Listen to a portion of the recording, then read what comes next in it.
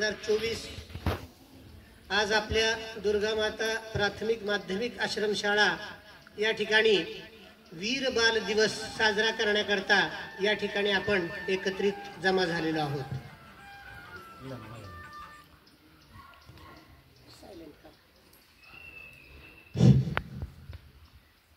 तर आज वीर बाल दिवस या निमित्तानं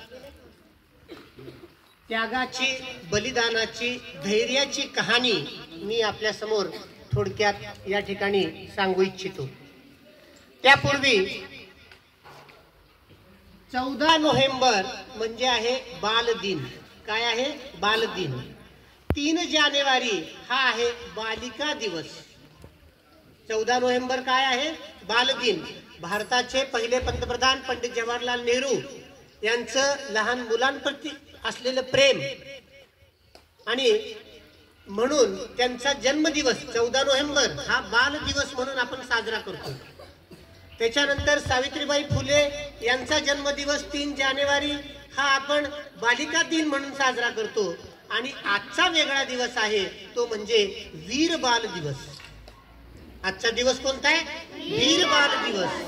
तर या वीर बाल दिवसाची कहाणी म्हणजे काय?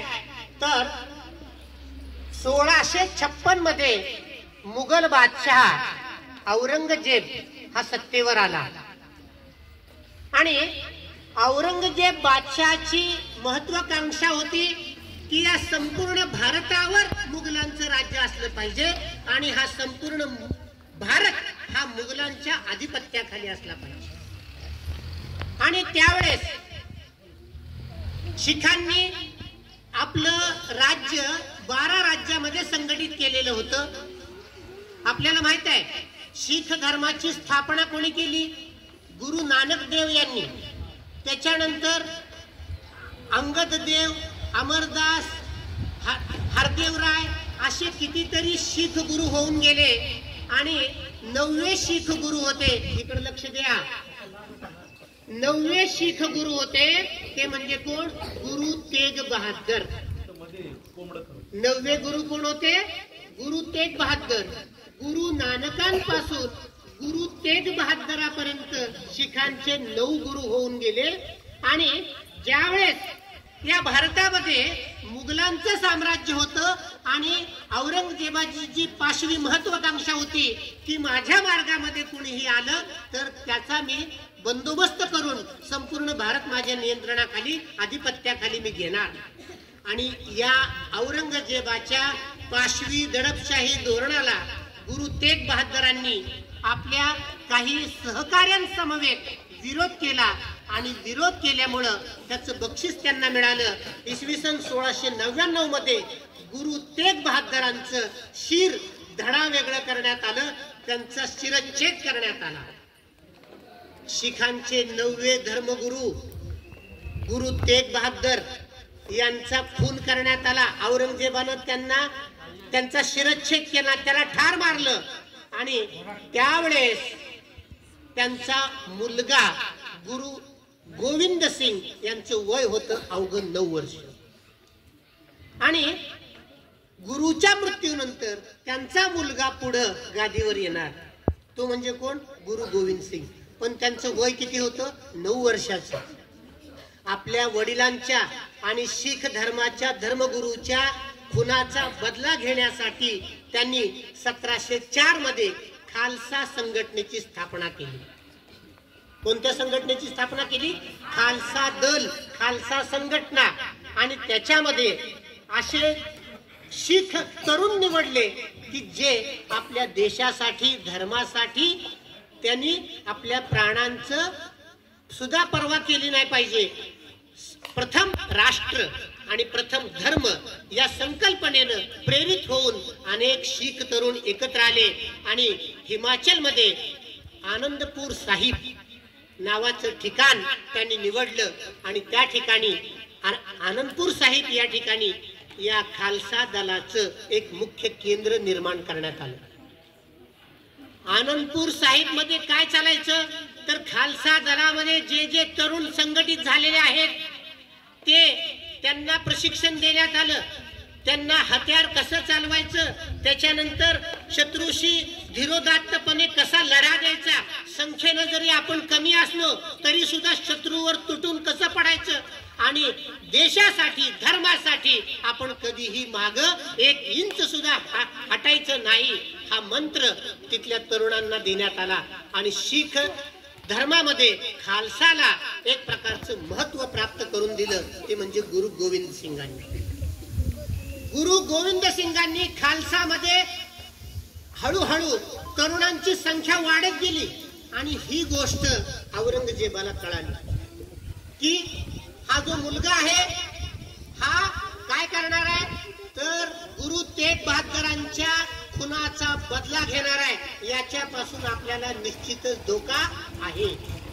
आणि म्हणून 1705 मध्ये, इसवी सन 1705 मध्ये औरंगजेबानं आपल्या काही सैनिकांबरोबर तिथं स्वारी केली आणि आनंदपूरच्या त्या किल्ल्यावर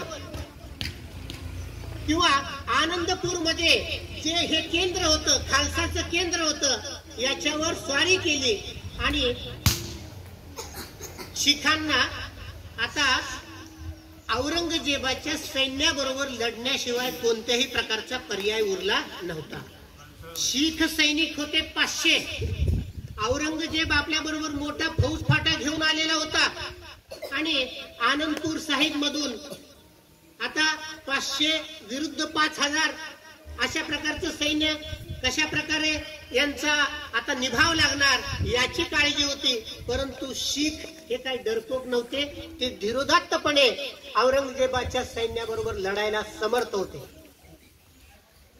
औरंगजेबानं पहिल्यांदा निरोप पाठवला की तुम्ही सर्वांनी आम्हाला स्वाधीन व्हा, आमच्या स्वाधीन व्हा, आमच्या पुढे तुम्ही सरेंडर व्हा, थोडक्यात तुम्ही आम्हाला शरण जा, आम्ही तुम्हाला जिवंत सोडू, तुम्हाला ठार मारणार नाही. ठीक आहे. हा प्रस्ताव गुरु गोविंद सिंगांनी थोडासा जरा त्यांना संशय वाटला की काय, की जरी औरंगजेब आत्ता म्हणत असला की आम्ही तुम्हाला ठार मारणार नाही आणि आपण त्यांच्या स्वाधीन झाल्यानंतर जर आपल्याला ठार मारलं तर आपण त्याच्यावर विश्वास ठेवू शकत नाही. पण आता दुसरा पर्याय नव्हता. शेवटी गुरु गोविंद सिंगांनी सांगितलं की ठीक आहे, आम्ही तुमच्या स्वाधीन व्हायला तयार आहोत, आम्ही तुम्हाला शरण यायला तयार आहोत, पण आमची एक अट आहे. काय अट आहे? पहिल्यांदा आमच्या सैनिकांचं जे काही मौल्यवान सामान आहे, जे काही आमच्याकडे साहित्य आहे, ते पहिल्यांदा बैलगाड्या म्हणा, जी काही वाहनं असतील त्याच्यामधून बाहेर जाईल आणि त्याच्यानंतर आम्ही बाहेर येऊ. ठीक आहे. औरंगजेबाला सुद्धा प्रस्ताव मान्य झाला. औरंगजेबाच्या मनामध्ये कुटील डाव होता. मग ठरल्याप्रमाणे आता गुरु गोविंद सिंगांनी काय केलं, त्यांच्याकडे मौल्यवान साहित्य काहीच नव्हतं. जे काही तिथलं निरुपयोगी साहित्य होतं ते बैलगाड्यामध्ये भरण्यात आलं आणि त्या बैलगाड्या पाठवण्यात आल्या. आणि इकडं मुघल सैन्याला काय वाटलं की आता याच्यामध्ये काहीतरी मौल्यवान सोनं नाणं दागिने आहेत आणि ते लुटण्याचा प्रयत्न केला. आणि ते तिकडं लुटेपर्यंत ते तिकडं त्यांच्या मनामध्ये ते सगळे काय उत्सुकता लागली की या बैलगाड्यामध्ये सामानामध्ये काय असेल. आणि तेवढ्यात गुरु गोविंद सिंग आणि त्यांच्या बरोबर त्यांची आई होती, माता गुजरी, आणि 4 मुलं होती. गुरु गोविंद सिंगांची 4 मुलं, अजित सिंग, झुंजार सिंग, जोरावर सिंग आणि फतेह सिंग. या सगळ्यांना घेऊन सरसो नावाची नदी आहे, ती नदी पार करून त्यांना चमकोरला जायचं होतं.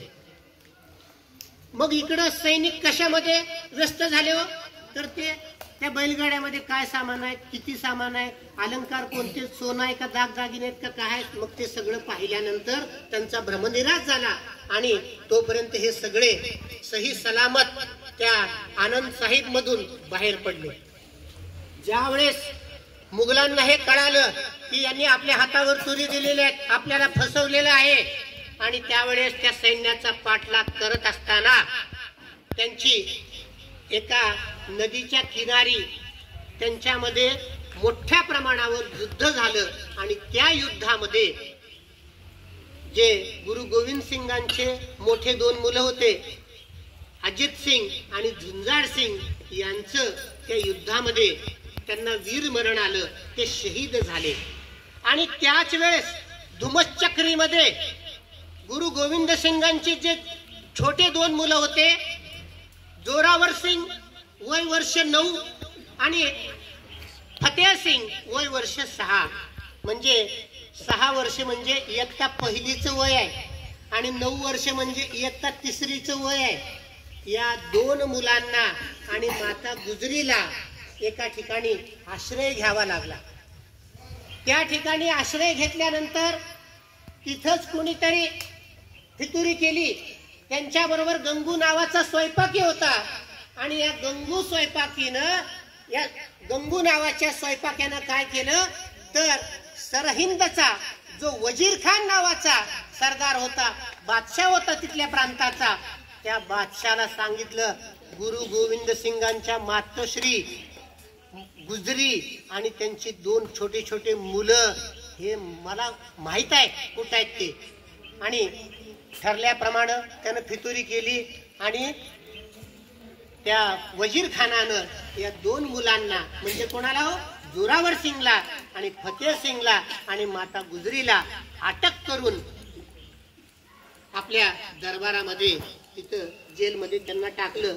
आणि दुसऱ्या दिवशी काय झालं, त्यांच्या पुढे एक प्रस्ताव ठेवण्यात आला. अगोदर त्यांचा छळ करण्यात आला, त्यांना मारहाण करण्यात आली आणि त्यांच्या पुढे प्रस्ताव ठेवण्यात आला, तुम्ही इस्लाम धर्म कबूल करा, तुम्ही इस्लाम धर्म कबूल करा तर मी तुम्हाला जिवंत सोडतो, नाहीतर मी तुम्हाला जिवंत सोडणार नाही. पण ही जी छोटी छोटी 2 मुलं होती, 6 वर्षाचे फतेह सिंग आणि 9 वर्षाचे जोरावर सिंग यांनी त्यांना काय ठणकावून सांगितलं की माझे बाबा म्हणजे कोण, गुरु गोविंद सिंग यांनी शीख तरुणांना एकत्र करून धर्मावर प्रेम कसं करायचं हे शिकवलं, देशावर प्रेम कसं करायचं हे शिकवलं आणि आम्ही त्यांची मुलं आमचा धर्म बदलू आम्ही हे कदापि शक्य नाही.